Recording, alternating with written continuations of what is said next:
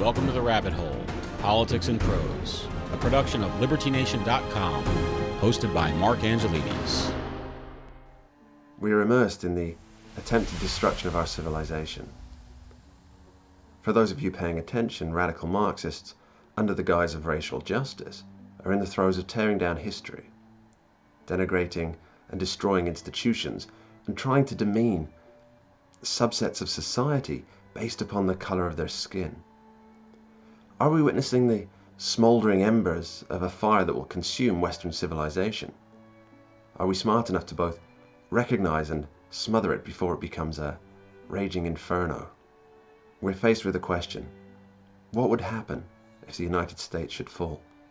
There is certainly a small minority who would cheer at such an occurrence, but these are the self-same folks who consider anything other than socialism abhorrent.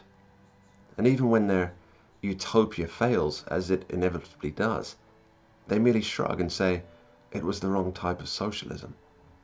Yet for the majority of Americans, and indeed the world, the failure of the most powerful nation on earth would be a devastation to the very concept of freedom. Remember, this is a nation founded not on race or religion or politics, but on an ideal of liberty. Its whole is greater than the sum of its parts. Would liberty reassert itself? Eventually, of course. For liberty is the lifeblood of our species and the quiet yearning that haunts our daydreams. Yet it would take generations to recapture what was lost, and the time in between would be one of tyranny, dictatorship, and misery for all. Those that believe the destruction of Western culture would result in an era of peace and equality are fools. They're blinded by their ideology. But they are persistent. It is the responsibility of all those who value genuine justice and freedom without chains to ensure that America does not become a cautionary tale. The danger on the horizon brings to mind the past. The ruler of the First Persian Empire, or more accurately, the Achaemenid Empire, Cyrus II, Cyrus the Great, as he was commonly known. He reigned from 559 to 530 BC, and his rise was nothing less than extraordinary. This is not the time, however, to talk about his almost mythical roots, his conquest, and his claim to have been the first humanist ruler. But rather, we should look at his legacy. The tomb of Cyrus still stands today in present-day Iran. It is, of course, of the utmost historical importance because it not only gives us evidence outside of books that such a man existed, but it also ties together various historical threads. In its glory days, it was emblazoned with flowers and gifts and offerings, and was the object of a mini pilgrimage by Alexander the Great himself. We even have contemporaneous writings that describe this visit, and it's from these that we learn what was formerly written on Cyrus's tomb. One translation suggests, quote, "Passer-by, I am Cyrus, who founded the Persian Empire, and was king of Asia. Grudge me not, therefore, this monument." End quote. Another translation says, quote, "O man, whoever thou art, from wheresoever thou comest, for I know you shall come, I am Cyrus, who founded the Persian Empire. Grudge me not, therefore, this little earth that covers my body." End quote. But perhaps the most powerful version, from a source who was actually there, is this, quote, "Here I lie, Cyrus, king of kings." End quote. Does this remind you of anything? This idea of a king of kings, the most powerful figure in all the world, his tomb still standing, but all the flowers and gifts, and even the inscriptions worn away by time. To me, it evokes the poetry of Percy Shelley in his sonnet, Ozymandias. It goes like this, quote, "I met a traveller from an antique land who said, 'Two vast and trunkless legs of stone stand in the desert. Near them, on the sand, half sunk, a shattered visage lies, whose frown and wrinkled lip and sneer of cold command tell that its sculptor well those passions read, which yet survive stamped on these lifeless things. The hand that mocked them and the heart that fed, and on the pedestal these words appear, My name is Ozymandias, king of kings. Look on my works, ye mighty, and despair.'" Nothing besides remains. Round the decay of that colossal wreck, boundless and bare, the lone and level sands stretch far away.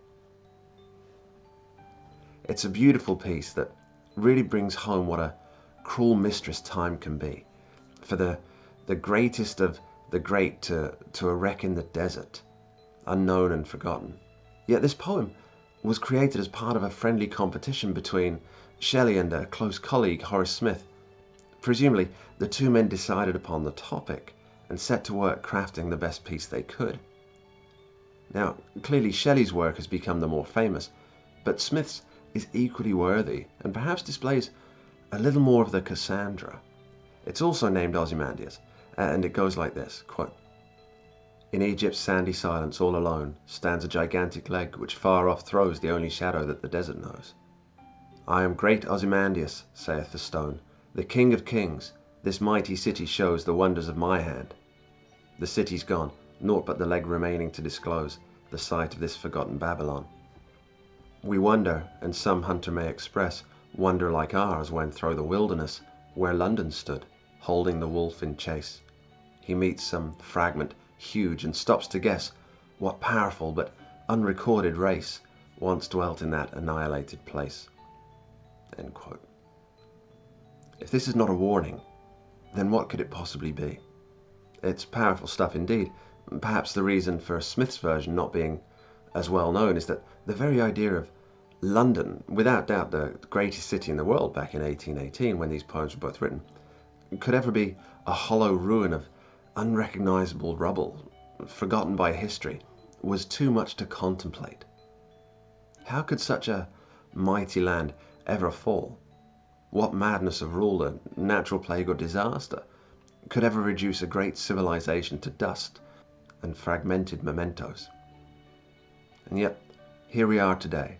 The statues, the street names, the buildings, the anthem, the flag, the language, piece by piece, brick by brick, being taken apart and consigned not even to history, but to Orwell's memory hole, never to be thought of or mentioned again. It is becoming all too easy to see how our once mighty nations could be wiped from the historical record. Let us hope that in the next 2,000 years that some record remains, some remnant of the dream of freedom and liberty that is so personified in the United States, that it survives to provide comfort or hope to generations to come. The time to stop the great erasure is now, and the place to do it is here, before all that's left is a broken statue of unknown origin, forgotten in the sands. Go deeper on the topic discussed in this video, head on over to one of these links here or go to our Liberty Nation Roku channel. Thanks so much for watching, and don't forget to subscribe and hit the notification bell for Liberty. The Rabbit Hole, Politics and Prose, a LibertyNation.com production.